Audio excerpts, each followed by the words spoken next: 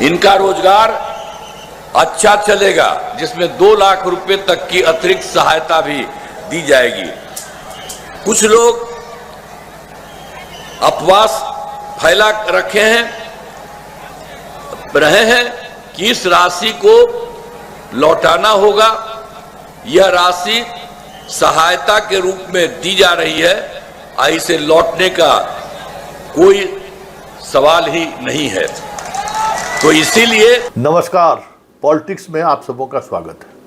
और आज हम पॉलिटिक्स में बात बिहार की उस पॉलिटिक्स की करने जा रहे हैं जिस पॉलिटिक्स के सहारे 2025 साधना तय माना जाता है। और वो पॉलिटिक्स है महिलाओं का वोट का पॉलिटिक्स, जिसमें हमेशा 2005 के दूसरे चुनाव से नीतीश बाजी मारते रहे।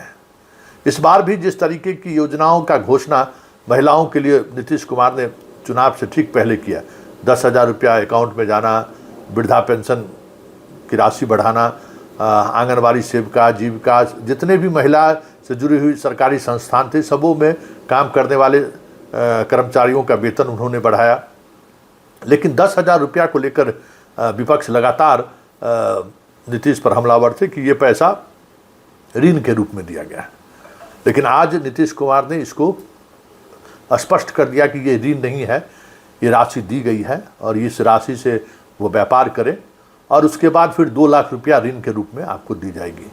तो कह सकते हैं कि जो नीतीश कुमार को कहीं न कहीं इस बात को लेकर भनक लगनी शुरू हो गई थी कि 10,000 की राशि को लेकर ज़मीनी स्तर पर एक नया विवाद शुरू हो रहा है कि ये राशि लौटानी है। और जब लौटाने की बात होनी शुरू हुई तो महिलाओं में एक तरीके का दुविधा भी दिखना शुरू हो गया था। वैसे आज उन्होंने वैशाली में इसको स्पष्ट तौर पर कह दिया है कि इस राशि को लौटाने की जरूरत नहीं है। पहले जरा ये सुन लीजिए और सुनने के बाद हम आपको बताएंगे कि नीतीश कुमार को ये कहने की जरूरत क्यों पड़ी। कि एक महिला को रोजगार शुरू करने के लिए 10,000 रुपए की राशि दी जा रही है। अब तक 1,41,00,000 महिलाओं को यह राशि दी जा चुकी है और शेष महिलाओं को राशि देने हेतु तिथि निर्धारित कर दी गई है। इनका रोजगार अच्छा चलेगा, जिसमें 2 लाख रुपए तक की अतिरिक्त सहायता भी दी जाएगी। कुछ लोग अफवाह फैला रहे हैं कि इस राशि को लौटाना होगा। यह राशि सहायता के रूप में दी जा रही है, इसे लौटने का कोई सवाल ही नहीं है। तो इसीलिए तो आपने सुन लिया कि नीतीश कुमार ने क्या कहा। अब सवाल यह है कि नीतीश कुमार को यह कहने की जरूरत क्यों पड़ी। देखिए, इस बार भी बिहार में सरकार किसकी बनेगी वो महिला तय करेगी। लेकिन इस बार थोड़ी समस्या है। माँ बेटी एक तरफ है, बेटा एक तरफ है। जो जिस तरीके की सियासत हमें लगातार पिछले एक सप्ताह से ग्राउंड रिपोर्टिंग के दौरान जो बातें हमें देखने को मिला है कि इस बार माँ को वो आज़ादी नहीं है जो आज़ादी पहले मिली रहती थी।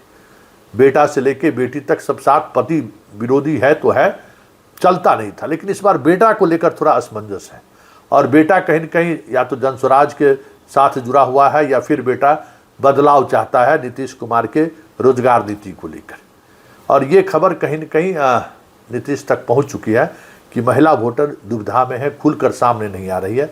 माँ बेटी अगर है तो थोड़ा घर में मजबूती है, लेकिन बेटा को नाराज करने तक की जोहमत उठाने से महिलाएं बच रही है। और अगर ये स्थिति चुनाव के दिन तक बनी रही तो फिर नीतीश कुमार और बीजेपी को बड़ा नुकसान हो सकता है। इसी को देखते हुए नीतीश कुमार ने ये फैसला लिया है और हमें लगता है कि इस फैसले से जो महिलाएं दुविधा में थी, अब वो दुविधा अब खत्म हो गया। क्योंकि है ना, हमारे यहाँ एक कविता, दुविधा में दोनों गए माया मिली न राम। तो वही स्थिति महिला वोटर का इस बार देखने को मिल रहा था कि वो जुबान खोल ही नहीं रही थी और जुबान नहीं खोलने के पीछे कई तरह के दबाव समूह काम कर रहे थे। तो ये अब हमें लगता है कि आज के बाद महिलाएं कुछ ज़्यादा मुखर होकर मीडिया से भी या हम लोगों से भी बात करते हुए दिखे तो कोई बड़ी बात नहीं होगी। लेकिन एक बात तय है कि महिला वोटर को लेकर नीतीश कुमार ने वो सारे दाव खेल चुके हैं जिस दाव के सहारे अब फिलहाल स्पेस ना के बराबर बचा है।